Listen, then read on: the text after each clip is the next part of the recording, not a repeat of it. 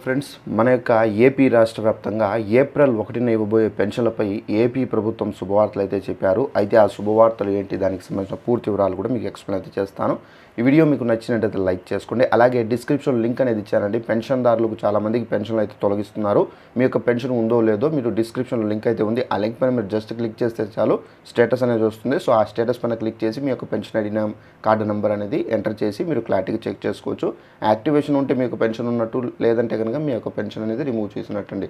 ఇక వివరాల్లోకి వెళ్ళినట్లయితే మన యొక్క ఏపీ రాష్ట్ర వ్యాప్తంగా ప్రతి నెల పెన్షన్ల పంపిణీ అయితే చేపడతారు. మీ అందరికీ తెలిసిందే, ప్రతి నెల 1 లేదా 2 సో మనకు కరెక్షన్ చేస్తూ డేట్స్ మనకు పంపిణీ అయితే చేస్తారు. బట్ ఏంటంటే ఇప్పుడు మనకు ఏపీ ప్రభుత్వం శుభవార్తలు ఏం చెప్పారంటే, మన యొక్క ఏపీ రాష్ట్ర వ్యాప్తంగా పెన్షన్లకు సంబంధించి ఎవరైతే అర్హత లేకుండా ఇంకా పెన్షన్లు పొందుతున్నారో అలాంటి వాళ్ళకి సంబంధించి పెన్షన్లు అనేవి, బోగస్ పెన్షన్లు అనేవి ఎత్తివేయడానికి ఏపీ ప్రభుత్వం సర్వే స్టార్ట్ చేశారు.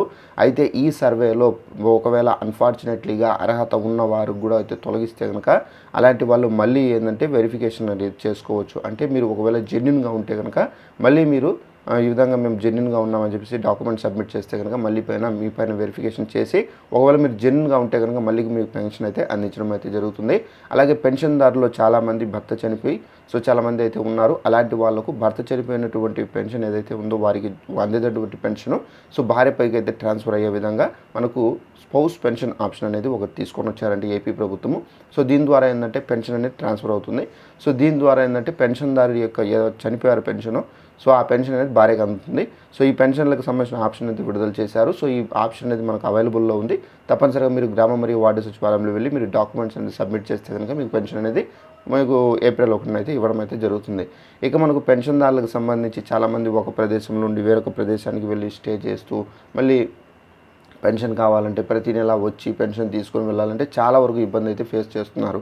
ఇలాంటి వారందరికీ ఏంటంటే ఏపీ ప్రభుత్వం ఏంటంటే సో మనకు పెన్షన్ ట్రాన్స్ఫరల్ ఆప్షన్ అనేది తీసుకొచ్చారు. ఈ పెన్షన్ ట్రాన్స్ఫరల్ ఆప్షన్ ద్వారా ఏంటంటే మీ యొక్క పెన్షన్ ఇప్పుడు మీరు ఎక్కడైతే ఉన్నారో అక్కడికే మీరు మార్చుకోవచ్చు. ఇది మార్చుకోవాలంటే మీరు ఇప్పుడు ఎక్కడైతే ఉన్నారో అక్కడ ఉన్నటువంటి అడ్రస్ అనేది గ్రామ మరియు వార్డు సచివాలయాల్లో చెప్పాల్సి అయితే ఉంటుంది.